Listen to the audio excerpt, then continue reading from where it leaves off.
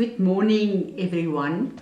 It's so wonderful to wake up this morning and know it's a new day that God adds to our lives, and we have the privilege to walk this day through in His presence. The last week, I had the privilege to really just spend time with my children, and being in the Free State during winter. It's very cold here, and our wonderful memories this week was to sit in front of the fireplace at night and just have wonderful family time. And as we enjoyed the fire every evening, it just came to my mind when I thought about it this morning, that as the fire, when we light the fire in the evening, the whole room heats up, and there's just such a warmth and such a feeling of protection and of well-being, contentness in us as we spend the time there. And I realized that when we look back at the example that God gave us, and especially going through the Torah reading this week, I realized that the fire by night was a little bit of what we experienced. To feel the nearness of the fire, to feel the heat, to feel protected and content with the heat of the fire. I realized that what the Israelites experienced in the desert was very much the same. During the night, there was a fire over them to protect them from the cold and the desert temperatures, to keep them warm and content, lacking nothing at that place. And it was a physical fire that they could see, as we could see the fire in our fireplace. And during the day, there was a cloud over them that brought the coolness and break the heat of the sun. That was God's presence every day during that walk through the desert. Now, if we bring it to today, we realize that from the outside there was a fire and a cloud to protect them, to be visible to them, for their senses to experience Him, for the emotions to experience Him. But today, we have the same God, the God of fire and the God of comfort within us as His children. And everything we need today, we draw from Him if we choose to do that.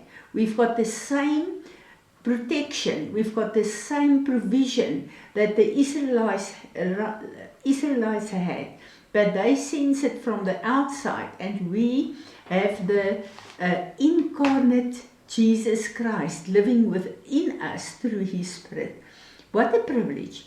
And to know that even today, if we go through times of desert, times of challenge, as the Israelites moved through the desert, God revealed Himself as a God of love, a God of mercy, and a God of provision to them.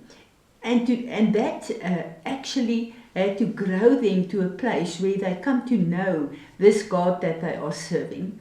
And this is also the seasons in our lives, sometimes challenging, difficult, but God used that to reveal Himself to us and for us to grow to the fullness of Jesus, our Lord and our Savior. So everything, if we choose that, we know that this is to unlock the fullness of who He is inside of us. And as the Lord revealed Himself as a wise and a trusted God to the Israelites, more so, He's doing it every day to us if we allow Him to do that. But if the Israelites in the desert moved outside of the fire covering them, they were in harm to die from the temperatures and really be damaged. And the same with the heat. If they moved out under the cloud, that temperature and the sun would have could have killed them. So that was God's protection. And today, this is the same. If we choose to move outside of His guidance, outside of His presence, we are a target to the enemy, and we are a target to a world that is so corrupt and so murderous in these days. And to me, it's wonderful to see the Torah of this week and realize that God is speaking to me from the situation and the experience I had with spending time with my family.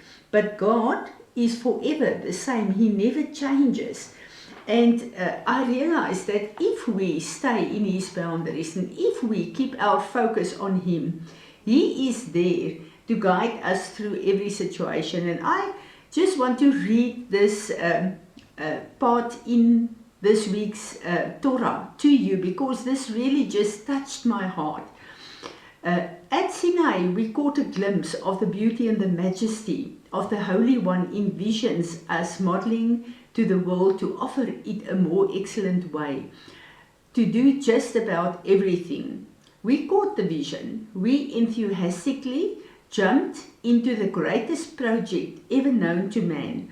At the Holy One's instruction, we turned the Tower of Babel concept in our heads on its head. Instead of proudly building a tower of our own design that reached into the heavenlies the way they did, we humbly built a portal of the Holy One's design and invited the King of Heaven to come and communicate. His beauty, His majesty, His goodness, the holiness to earth. He indeed came in manifest glory. He swept us off our feet. Oh, His beauty, oh, His majesty, oh, His words, His wisdom, His love, the wonderful plans for mankind and creation. We delighted to sit in His shade. We became invigorated by breathing in and holding His fragrance. We began to tune our ears and our spirit to the sound of His voice, and eventually to the rhythm of His breathing. We were glamored to inhale whatever He exhales. We started to absorb and even to pulse with His energy. We began to thrive under His inspiration. The longer we sat in His presence, shamming His voice, meditating upon His wonderful words, the more we took on His passion for life, His love for people, His delight in creation. We even embraced the ultimate extreme bridal makeover. We started to actually look like the A.M. Shugala, the kingdom of priests, the holy nation, and the dark yet beautiful, humble yet noble, wise yet gentle, bright people that He told us as He promised to work with us to become, as long as we are daily basking in His presence, that is. We have a choice. We have choice to allow Him to give us the extreme bridal makeover. And through this passion of His, He led us many times through the wilderness. And we will still have difficult times, but we have the presence of God, the Ruach, the Holy Spirit in us, and we have the sensation and realization of His presence. So His vision and His passion are imparted to us through Holy Spirit. Everything is within us, and we need to unlock the fullness of who He is daily in our lives. And we need to know He, the Lord our God, never changes. And the same way He revealed Himself to the Israelites in the wilderness, the same way that He did miracles to them every place where they needed that, the same God is living within us. And we have the privilege to ask Him to guide us. And the more we focus on Him, the more we will change our minds and our behaviors, the more we will move into His wisdom. And this will empower us to manifest Him on earth. We have been birthed and called to be the bride of Jesus. We are on our way to the marriage in heaven, when our bridegroom is going to come and fetch us.